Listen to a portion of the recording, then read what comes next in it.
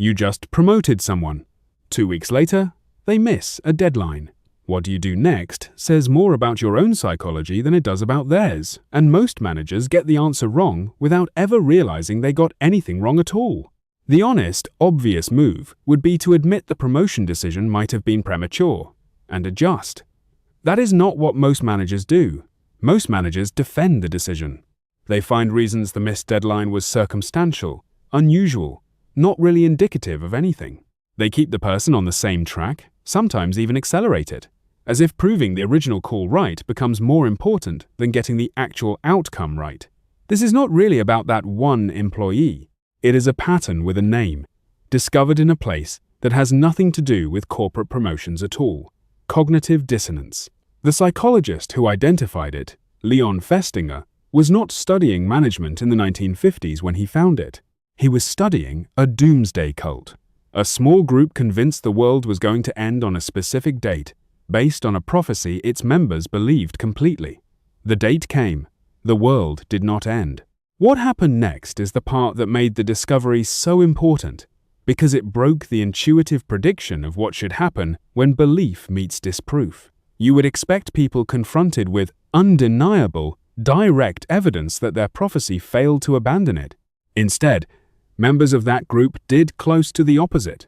They convinced themselves that their faith alone was what had saved the world from the disaster that would otherwise have happened. And many became more committed to the group afterward, not less. The failure was not read as proof they were wrong. It was absorbed and rewritten into proof they had been right all along, just in a way nobody could have predicted in advance.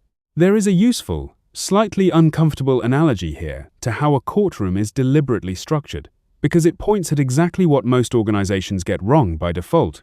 Nobody lets the arresting officer also serve as the judge in the same case, not because officers are dishonest, but because the person who built the case has an obvious stake in the case turning out to justify the arrest. Most companies, without ever deciding to, run every promotion, every hire, every new tool rollout through exactly that flawed structure anyway. The same person who championed the decision is also the one who later gets to judge whether it worked, informally, in their own head, whenever a status update crosses their desk.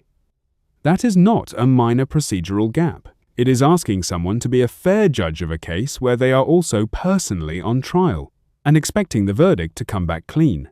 Festinger's explanation for that reaction is the whole mechanism worth understanding, because it is not really about cults or prophecies at all. It is about how any mind handles two beliefs that cannot both be true at the same time. Holding "I made a good decision" and "this decision failed" inside your head simultaneously creates a kind of internal static that most people find close to unbearable, a state Festinger called dissonance, and the mind is under real pressure to resolve it, fast, one way or another. There are technically two honest paths out of that discomfort. You can revise the first belief, admit the decision was not as good as you thought, or you can revise the second, find some way to explain the failure so it no longer actually contradicts the first belief at all. Both paths reduce the discomfort. Only one of them is usually available without cost, and it is rarely the one that requires admitting fault. Watch how directly this maps onto ordinary workplace behavior once you know to look for it. A manager who championed a new tool, pushed hard to get budget approved for it, told their own boss how much it would help, keeps praising that tool publicly even while their team is quietly working around it, filing complaints, finding workarounds that avoid using it at all. A leader who pushed to hire a specific candidate against real pushback from others on the panel starts crediting that hire disproportionately the moment any project involving them shows even a hint of going well, while somehow not noticing the same pattern in hires nobody objected to. None of this is happening because these managers are dishonest people running some cynical cover story. It is happening because their minds are doing exactly what Festinger's doomsday cult members did, quietly editing the second belief, the outcome, rather than touching the first belief, the decision, because the first belief is the one wired directly into their sense of their own competence. This pattern also shows up in the language a defensive manager reaches for, once you know to listen for it. Notice how the explanations tend to shift the frame of what counts as success, rather than confronting the failure directly. A missed deadline gets reframed as the new hire is still ramping up, an understandable stage rather than a warning sign. A tool nobody uses gets reframed as adoption always takes longer than expected in a change this size, a claim that is sometimes true and sometimes just a convenient way to keep the clock from ever running out on judging the decision at all. None of these reframes are necessarily lies in the sense of deliberate deception. The manager saying them usually believes them completely, in the moment, which is exactly what makes dissonance so much more durable than ordinary spin. Spin knows it is spin.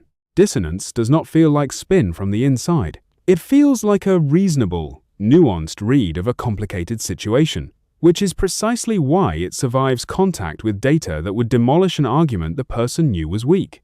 And here is a detail that makes this worse in a professional setting specifically, rather than better. Public commitment intensifies it.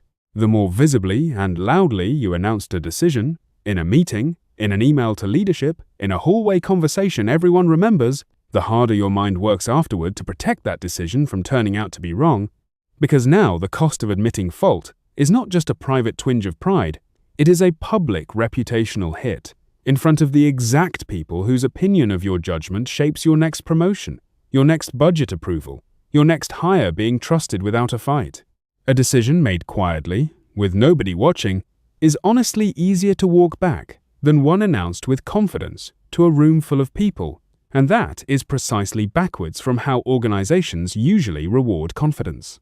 We tend to promote and admire the managers who commit loudly and visibly to their calls, without noticing that the same loud commitment is exactly what will make it hardest for that person to see clearly when the call turns out to be wrong. It is worth being precise about how this differs from a mechanism that sounds similar but is not the same thing, because managers often blur the two together and it leads to the wrong fix. Sunk cost fallacy is about protecting money, or time, or resources already spent, a reluctance to abandon a failing project because of what has already gone into it. Cognitive dissonance runs deeper than that, because it is not really protecting a budget line at all. It is protecting identity, the private story you tell yourself about being someone with good judgment. Losing money on a bad call stings. Losing the belief that you are a person who makes good calls threatens something closer to how you understand yourself, and that is a much more expensive thing to give up voluntarily, which is exactly why data alone so rarely moves a defensive manager off a bad decision. You can hand someone a spreadsheet full of clean evidence that the tool is not working, the hire is not working, the promotion is not working, and watch them explain it away in real time, not because they are ignoring the numbers out of stubbornness, but because the numbers are arriving at the one belief their mind has already decided is off limits for revision. But here is the part that most people telling this story stop at, treating it as an individual flaw to be more self-aware about, and it is where the real fix actually lives.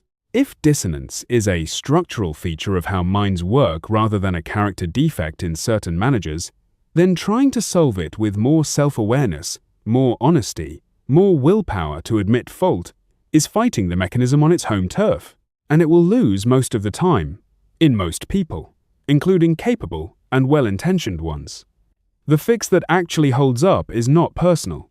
It is structural, built into the process before the emotional stakes ever get attached to a specific person's identity.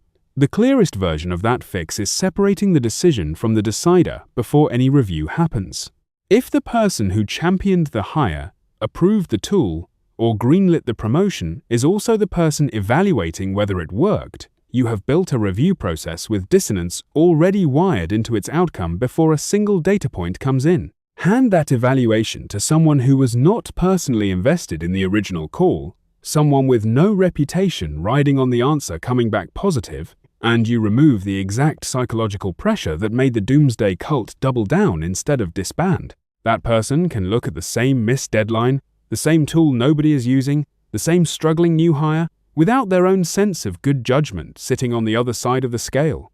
This does not require building an elaborate independent audit function, and treating it like it does is why a lot of managers hear this advice and quietly decide it is too heavy to actually implement. In practice, it can be as simple as a peer manager, someone with no formal stake in the original call, giving the honest read at a 30 or 60-day check-in, with an explicit understanding going in that their job in that conversation is to be skeptical, not supportive. It can be as simple as a skip-level check that specifically asks the employee, not the promoting manager, how the transition is actually going. The goal is not to create bureaucracy for its own sake. It is to make sure at least one voice in the room has no psychological reason to want a particular answer to come back true. The second structural fix matters even more, because it works before the emotional stakes exist at all rather than trying to root around them afterward. Set a pre-agreed kill metric before the project launches, before the hire starts, before the promotion takes effect. A specific, written, agreed-upon line that defines what failure looks like, decided by everyone involved, while nobody yet knows which side of that line the outcome will land on. This matters because dissonance needs an outcome to already exist before it can start rewriting how you interpret it. A kill metric set in advance is immune to that rewriting because it was fixed before there was anything at stake in fixing it. Nobody can quietly redefine what counts as failure after the fact if the definition was written down and agreed to by multiple people while the outcome was still a genuine unknown to everyone in the room. Think about how differently the promotion at the start of this would have played out with that one structural change in place. Before promoting the employee, the manager and their own boss agree, on paper, what specific signs at 30 and 60 days would mean the promotion needs to be revisited, not undone in shame, just genuinely reassessed. A missed deadline in week 2 either clears that bar or it does not, according to a definition that already existed before anyone had a reason to want it to say one thing or the other. There is no moment where the manager has to personally, publicly, in real time decide whether to admit their own judgment was off. The criteria already decided it for them in advance, back when the answer did not matter to anyone's ego yet. That is the entire trick. You are not trying to make managers less human or less prone to protecting their own identity under pressure.